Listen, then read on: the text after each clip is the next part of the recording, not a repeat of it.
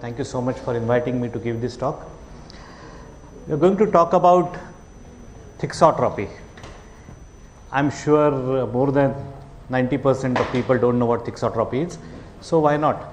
But I must tell you that thixotropy is pretty much everywhere that you see. I'm going to prove it to you soon.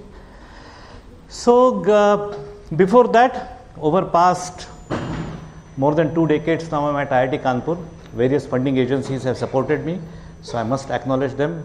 Students, everything that we all are, of course, are because of students and teachers, so I must also thank the students and teachers also. So with this, let us begin the talk. So before talking about what thixotropy is, let's venture into a familiar territory, okay? And familiar territory is yield stress fluids. Even more familiar territory is toothpastes that we pretty much all of us use every morning. And after supersonic rockets, this is the experiment that we are going to do of squeezing paste out of toothpaste. If this works, you can see, well, you can imagine, but this should work, right? It's working now? Okay, cool. But, well, paste has already come out. So you take a toothpaste in the morning, open its lid and put it upside down, and you see that nothing falls off. Oh, it's not playing. Okay. So you get it, it doesn't come out, but you need to squeeze it sufficiently hard in order to make that paste come out. And why is it? Because a certain minimum amount of stress needs to be overcome in order to get toothpaste out. And it's just not toothpaste, but variety of materials that we use in day-to-day life. Adhesives, creams, lotions, various kinds of food stuff, they follow this kind of property. All right. This was identified as a separate material class by E.C. Bingham, and I'm sure most of you must have heard this particular name. And more than now 100 years back, he published this very seminal paper. And essentially, the origin of concept of yield stress is due to E.C. Bingham. And what he did is that he literally took mud. He took, of course, much more carefully crafted mud. He took clay, water, and of course, we know that clay and water makes something like a plastic mud. And Bingham observed that that plastic mud won't flow by itself. You need to, in order to deform that plastic mud, you must overcome a certain minimum stress. He actually passed it through capillaries, so he needed some minimum pressure to be overcome. All right. And then what he did is that he separated viscous deformation from plastic deformation and qualified plastic deformation, that it requires finite friction to be overcome. So this essentially is Bingham, and therefore this particular type of materials are known as Bingham fluids, Bingham plastic, okay, and all of us must have heard about this particular name.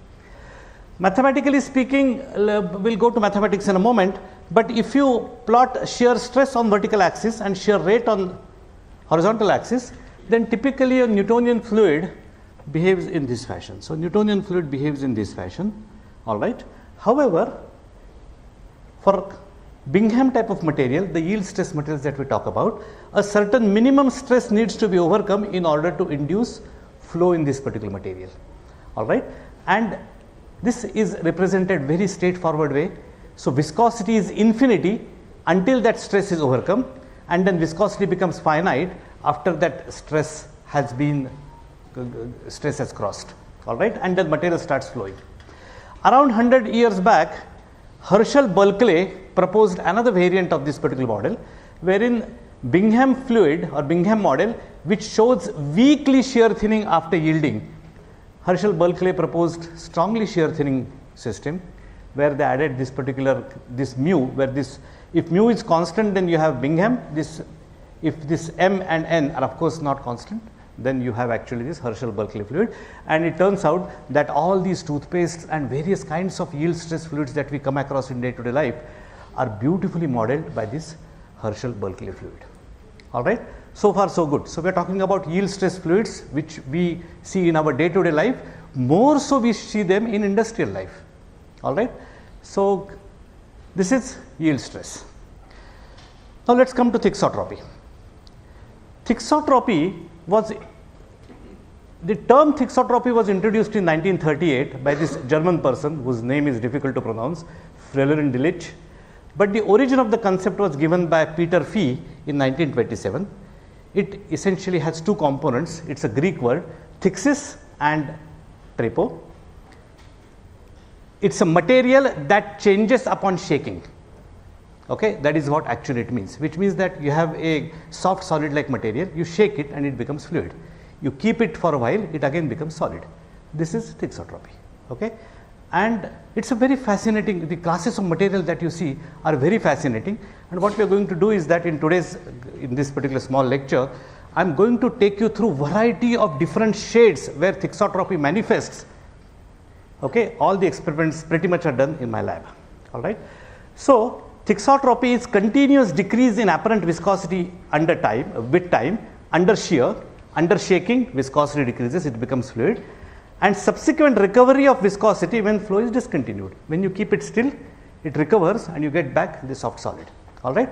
Let's see in a mechanistic way what may be happening over here, that material that demonstrates structural buildup. So what happens is that, let's say material is in fluid state and you keep it under constant condition, a structure buildup occurs. So all these units that you can see over here, they undergo some kind of a physical association as a function of time, and structure builds.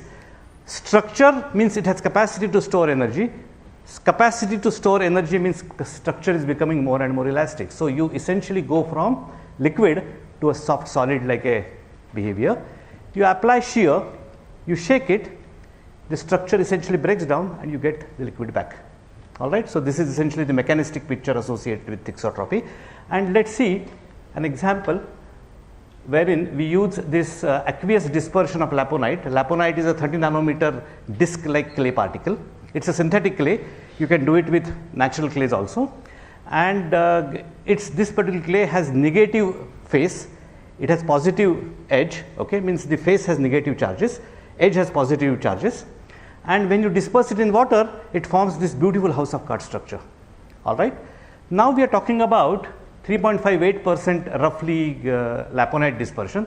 Laponite has density of about 2.6, specific gravity of about 2.6. All right. So if you are talking about 3.5, then roughly you are talking about little above 1 volume % of its concentration. All right. So let's see what happens now. So what we are going to do is, we have taken this. Okay, in this video we have taken 3 weight % of laponite. I am going to add this in this particular beaker. We are stirring it.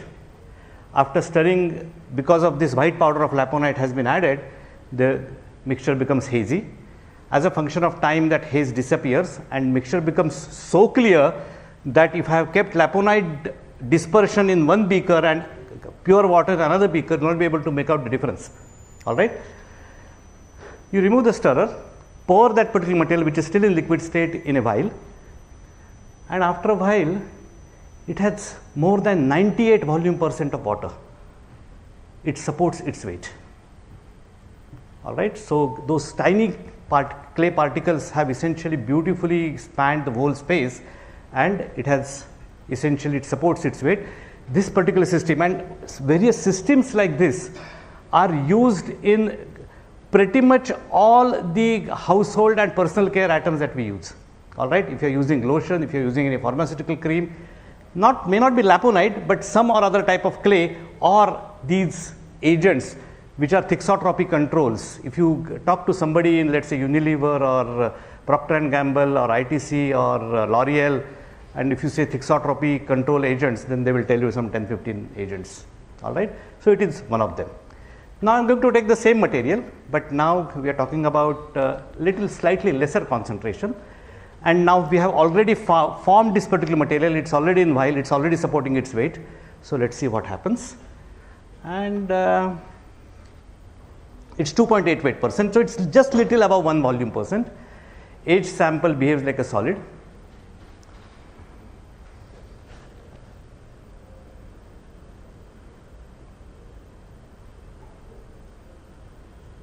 And then you take a rod now and just stir it. I am not showing you any rocket science, something extremely simple. Close the lid, it floats. Okay. Again, keep it still for a while, it recovers back.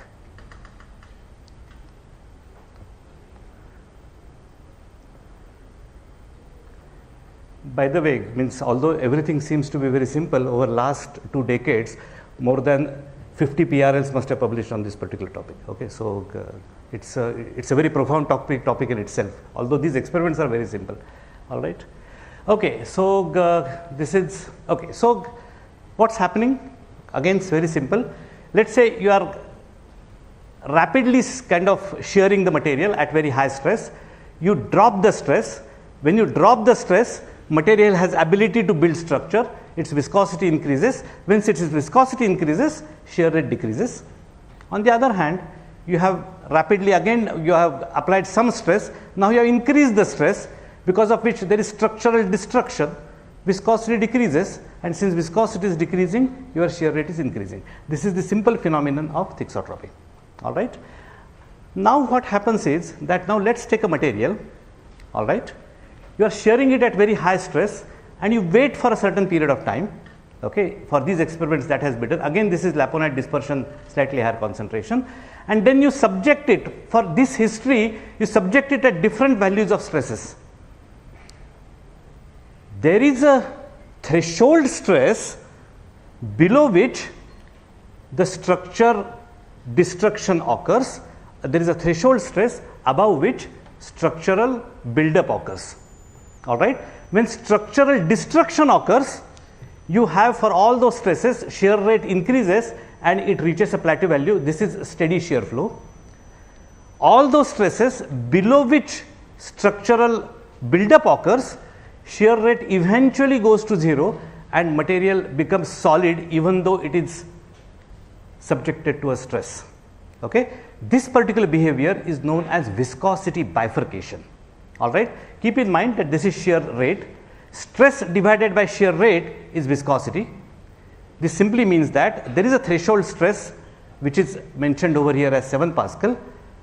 For stresses above 7 Pascal, viscosity continuously decreases and you get a steady flow. For stresses below 7 Pascal, you always get a stoppage of eventual stoppage of flow. So it's a viscosity bifurcation, and the corresponding threshold is now also called as yield stress associated with viscosity bifurcation. Keep in mind, this yield stress is different than the Bingham yield stress that we talked about, because there is deformation before this yield stress was applied. All right. So this is thixotropic yield stress now. All right. And this yield stress doesn't remain constant. All right. So if I carry out, so rather than 50 minutes, if I wait for 100 minutes, if I wait for 2 hours, I wait for 10 hours, then this threshold stress will go on changing. Initially it remains pretty much constant, very weak change, and then it starts increasing.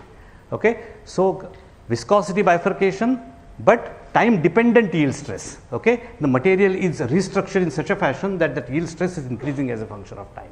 Okay. This system shows very peculiar behavior of shear banding. Okay. Typically, if you are, let's say there is a stationary plate, and if the top plate is moving, then in a limit of steady state, you know that the velocity always has a uniform profile. By the way, this is simple shear flow where the stress is constant across this particular entire shear flow, and there is no slip boundary condition over here, and there is no slip boundary condition here, and there is a linear profile. This is a typical observation. Under certain shear rate range, what happens is that what you observe is you find that material is not flowing for a certain length scale, and then in a thin layer it starts flowing.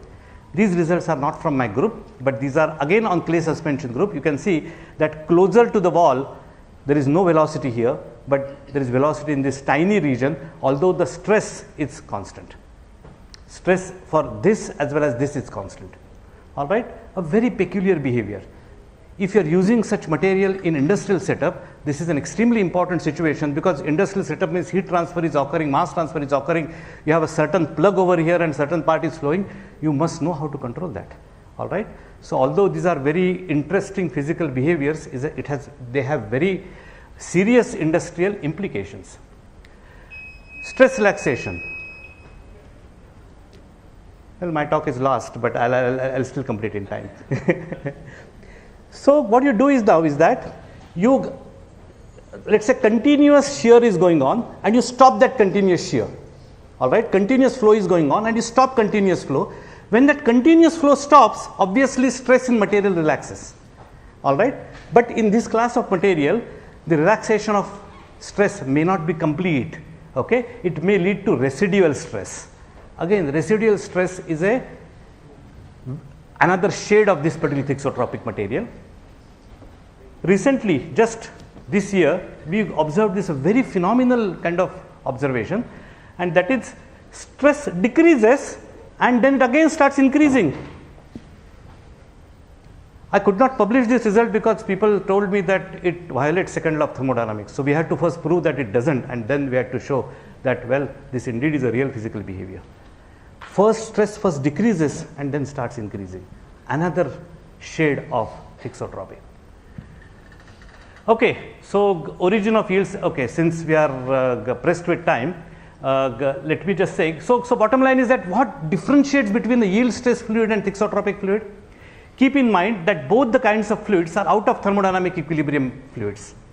All right. Whenever in any out of thermodynamic equilibrium system, you have thermal constituents which are overcrowded, you get thixotropy. In any overcrowded a thermal constituent soft material, you get yield stress. Okay? When you have a thermal constituents, system for all practical purposes is dead. It's not evolving.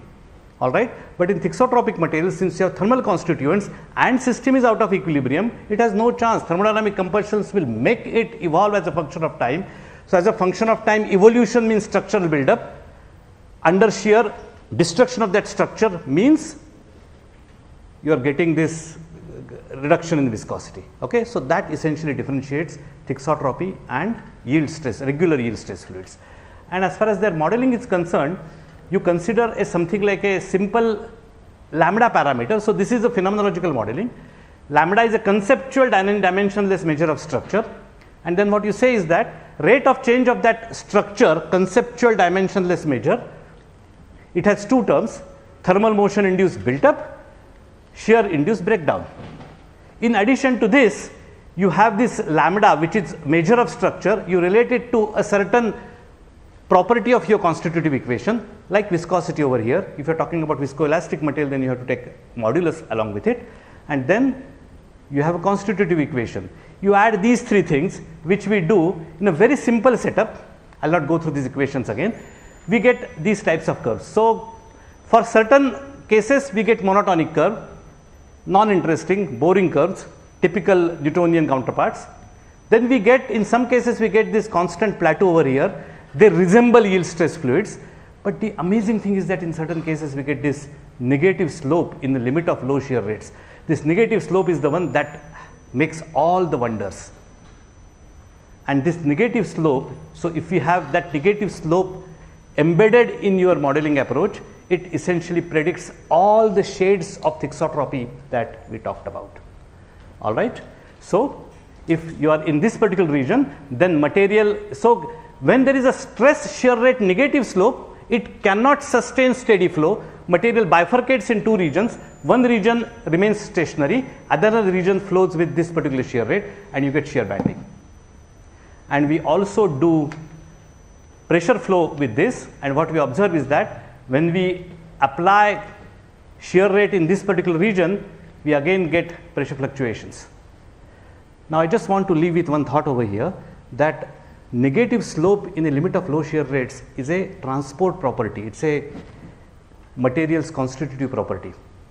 Observation of flow fluctuations and flow rate fluctuations require material to be compressed and then decompressed, which means that its isothermal compressibility needs to be such that it allows that. Keep in mind, this system has 98-99% water. When transport property becomes non-monotonic, can thermodynamic properties also change or not? Don't know that question. I want to leave this as an open question over here and end. with concluding remarks. I will not take more time now. Essentially, thixotropic materials are thermodynamically out of equilibrium materials that show wonders, and we use them in our day-to-day life. Thank you. Thank you. Thank you, Joshi, for that wonderful talk. A few quick questions. One. You brought up the issue of consistency with thermodynamic equilibrium, but when you wrote down a model in terms of that abstract parameter lambda, it wasn't clear what aspects of that model are constrained by a requirement that at infinite time the system, obeys equilibrium statistical physics. Okay. So this, otherwise it's unconstrained. You can write lots of models. Yeah. So this lambda is a structure parameter. So, well, since it's an abstract parameter, the way I defined it, its maximum value was infinity, its minimum value of 0. Okay. So you can actually consider, and I'm talking in a very loose way over here, because we have also done its proper thermodynamic modeling also, but you can consider free energy to be inversely proportional to this 1 over lambda, which means that as lambda tends to infinity, free energy minimization occurs. It's a reaching of thermodynamic equilibrium. And then you relate your transport properties with respect to this lambda, which you can consider to be related to free energy. So viscosity is that instantaneous free energy of that particular state. Okay. Or modulus is free energy associated with that state. Okay. Now, of course, there will be, depending upon region to region, there will be differences, there will be distribution, all those aspects are there. It's a very simple way of capturing that particular observation. I see. I had one other question. These experiments were done in capillary or in vials of a given size. Does this yield stress state work for more or less any size of container that you have, or is there a scale beyond which it doesn't hold up? You want to say in the capillary or in the lateral scale in the capillary, in your vial, for example. Are these properties all true macroscopic properties? Yes. So see, the requirement is as follows. The requirement is that the shear rate should be in the low region where the negative slope is. Okay. So if your capillary size and flow rate is such that shear rate is in that region, it will work. I see. Okay, thanks. I'll ask you more questions later. Sure. So I have a naive question. So these are properties of materials, as I understood. So there are 50 minutes and how much of stress, etc. These are molecular properties of the material. Would you be able to predict certain, the 50 minutes, how it's going to behave and all of that, knowing the molecular properties of the material? And then if yes, what molecular properties would you need to know? Yeah, so usually I charge a lot to predict these things. And I'm not joking, because industry demands these questions. If I'm, let's say, producing a toothpaste, then how long that toothpaste is going to remain in a flowable condition is an extremely important question for them. And toothpaste is not the only thing that, is in a paste-like situation. Okay? So by carrying out some accelerated tests, you can actually predict. Doing from molecular mechanisms to prediction, we are not yet there. The charging is in a jovial way, but yes, it's a very important question for industry. One last question. At the molecular level, it looks as though it is largely hydrogen bonding, especially because we have this unusual property for materials which has large water content. If you go from 0 to 4 degree, we already have the abnormal behavior. So that size changes or stress changes could be due to the solvent. So if you change the solvent, go from water to hexane, these might disappear, right? No, but see, it's not materials. I mean, there are several kinds of materials. Even water in oil emulsions can show these kind of behaviors. Okay, so I'm talking about class of materials, showing just these examples. The forces at work can be electrostatic, hydrogen bonding, hydrophobic interactions, hydrophilic interactions, all these kind of forces can be there. And many oil-based systems show this behavior. So there is nothing specific about water-based. Thank you. We thank again Joshi ji for the wonderful. Thank you so much.